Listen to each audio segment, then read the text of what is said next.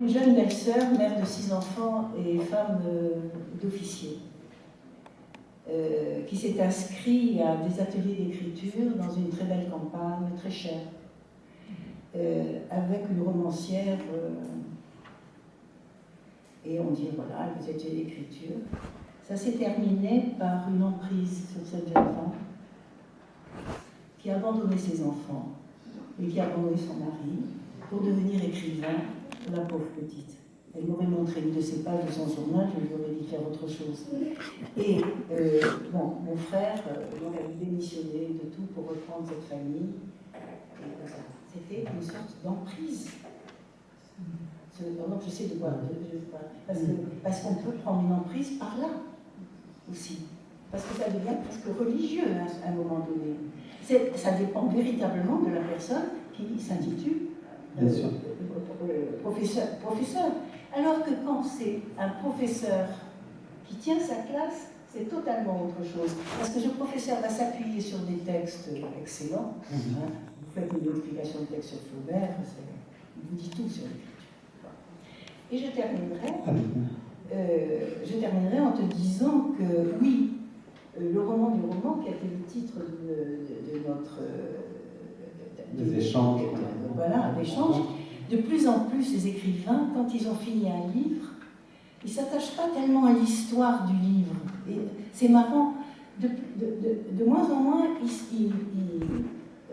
je déteste les écrivains qui vendent leurs livres, hein, mais de moins en moins, ils parlent du livre ou du fond du livre. Ça sont les intellectuels qui le font, qui parlent du fond. C'est Marguerite de Saint-Pulgent parlant du fond, c'est-à-dire de Notre-Dame. Elle a de quoi dire. Mais l'écrivain, il n'a pas tellement, le romancier, disons, hein, le romancier, il n'a pas tellement à dire sur ce qu'il a écrit. C'est quand même, ça peut se résumer en 2 phrases qu'il a écrit. Et souvent, il est très, très angoissé de dire mon livre, c'est jamais une femme a perdu son mari. Bon, c'est tout. Alors, ils se rabattent sur la façon dont ils ont écrit. Et là, 2 choses. Ils racontent parce qu'ils s'en sont tirés, ils ont trouvé une méthode personnelle pour s'en tirer, ils veulent la faire partager. Le livre, il ne tient pas parce qu'il raconte, il tient par la façon de l'écrivain de le raconter. Alors, ils croient être dans la vérité, très bien, mais la plupart du temps, vous entendez des... Je pense particulièrement à... Bon, il y a un écrivain qui est beaucoup venu... ça va me revenir, qui n'est plus au Canon. Mais autrement, la plupart du temps, il vous raconte des sornettes. Il vous raconte un écrivain idéal. Et qui fait comme ceci, et qui fait comme cela, et qui a pris un plaisir fou. Et si je suis allée, j'allais dire, au secours de Didier Depoint l'autre jour, c'est que je le voyais partir à côté du livre qu'il venait d'écrire et de l'œuvre. Parce que Didier Depoint, il est dans une œuvre, et qui est dans la symbolique, je l'ai dit, c'est l'humain devant l'impossible.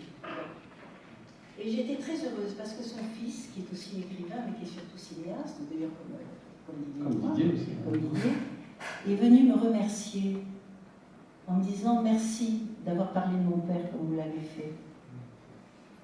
C'est-à-dire le remettre, non pas dans la modestie, non pas dans le petit conte, voire un peu, le conte un petit peu libidineux, pourquoi pas. Ça fait plaisir au passage. Sensuel. Pour le remettre dans cette espèce dans l'œuvre. Voilà.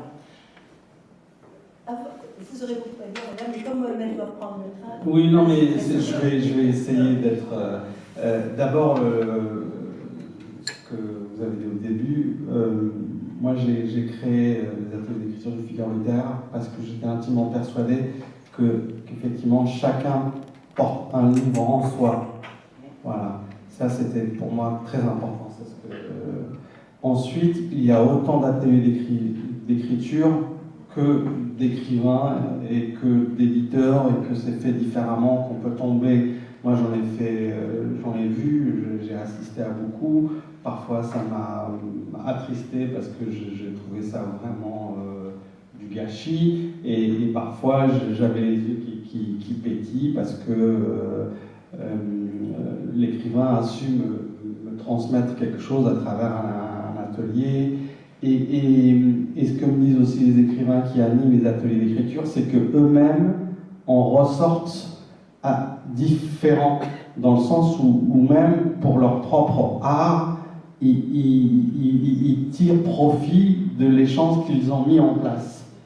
Donc effectivement, les expériences malheureuses, ça existe parce qu'on est dans l'intime et dans l'humain. Donc on peut très vite casser quelqu'un. Voilà, ça arrive. Voilà, j'essaye. Alors j'ai instauré une règle quand même qui est acceptée. C'est c'est la bienveillance. De toute façon, et surtout en littérature et dans l'édition, jamais personne ne peut dire que ça c'est génial ou ça c'est pas bon. Je veux dire, l'histoire de la littérature et de l'édition est une histoire de grands ratés magnifiques. Je veux dire, Proust a été refusé. Et même des grands romans de saga qui ont fait des millions d'exemplaires. Je pense à Autant l'emporte le vent, Gallimard avait refusé en disant mais c'est trop minus, ça va jamais marcher. J'ai rencontré l'éditeur français feu Raphaël Sorin qui avait dans les mains Love Story qui a dit mais non, moi je le prends pas, ça marchera jamais. Voilà, c'est des grands éditeurs. On entend le mot, attention. Oui, ça fait 2 fois que tu dis le mot marché, c'est-à-dire ça ne sera pas vendable. Oui, c'est ce qu'il dit. Oui. C'est pas vendable. Non, mais il le disait lui-même, il le prenait dans cet esprit. Oui. Raphaël Sorin, je veux dire, qui était capable de dire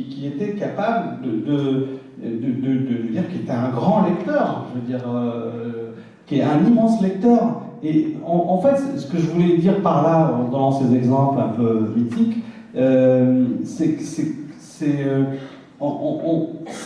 c'est très difficile de juger un texte. C'est ça que je veux dire. Donc l'humilité est même, je veux dire, elle est obligatoire. Elle était obligatoire. Et la bienveillance, c'est parce que je veux pas que quelqu'un ressorte cassé. Voilà. Et sur le nombre, pour te dire, c'est important, parce que d'avoir soulevé ça, moi, les ateliers d'écriture, je les limite à 8 participants. C'est assez pour que ça reste intime, c'est assez pour qu'il puisse y avoir un échange entre les participants. On a vraiment une chance inouïe, on s'en rend pas compte, moi je le vois, c'est que nous, Paul, on est quand même entouré. Je veux dire. Mais Mohamed, oui. Maintenant.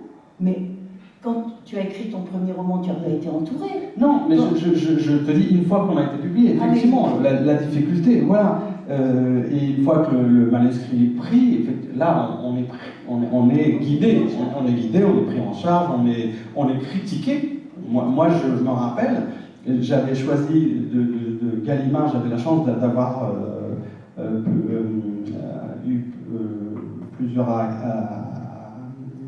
qui avaient accepté mon manuscrit, et j'ai choisi Gallimard parce qu'ils m'ont dit on vous rassure, on veut le prendre, mais on va vous demander un changement, c'est de changer le temps de la narration parce qu'on considère que ça ne convient pas par rapport à ce que ça serait mieux.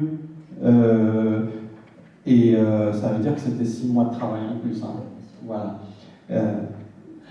Tu veux ajouter quelque chose? Oui, moi ce que je veux dire, c'est que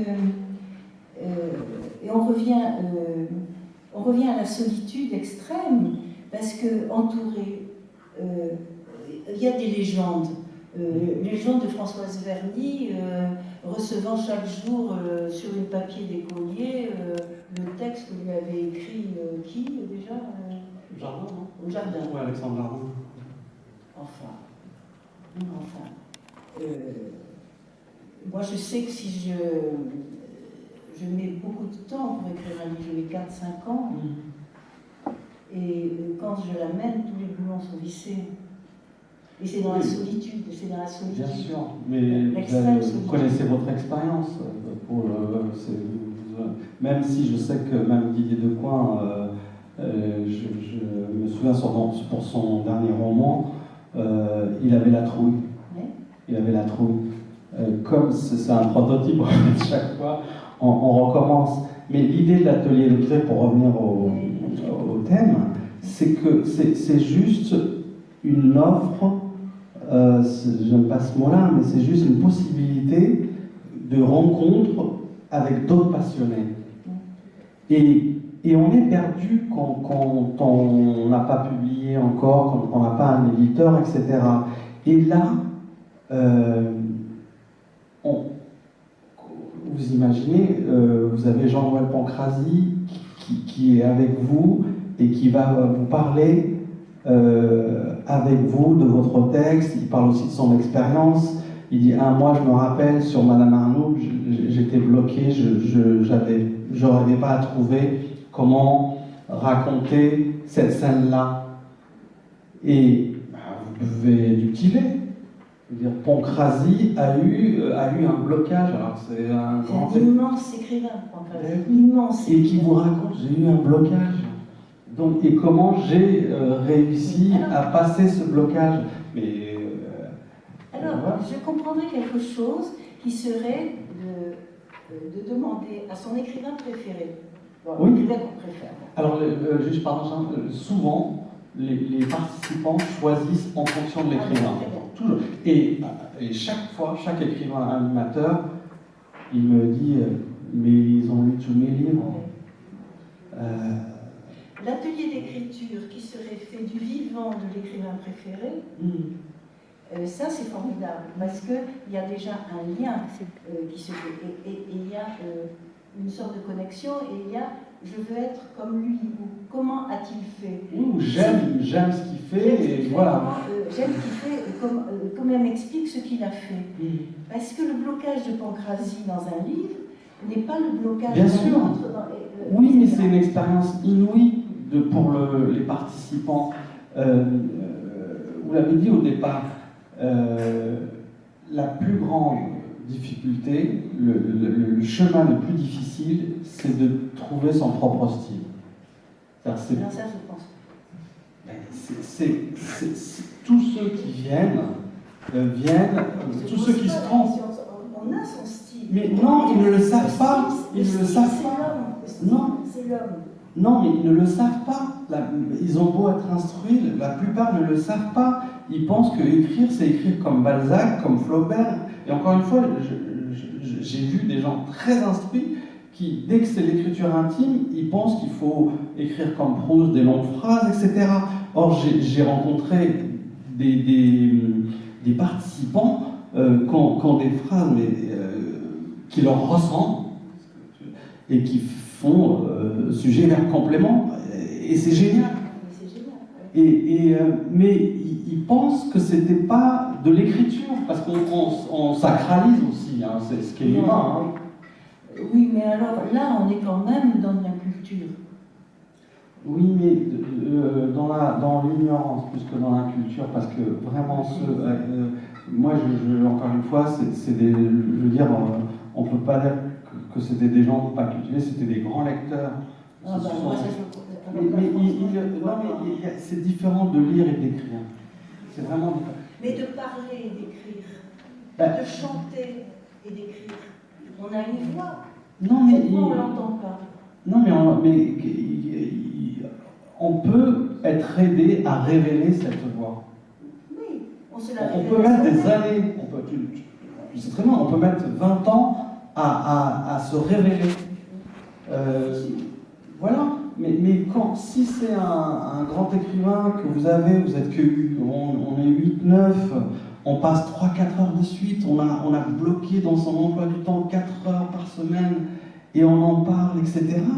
Mais entre le premier, tu t'imagines bien, entre la première séance et la 8e séance, il y a quelque chose qui naît.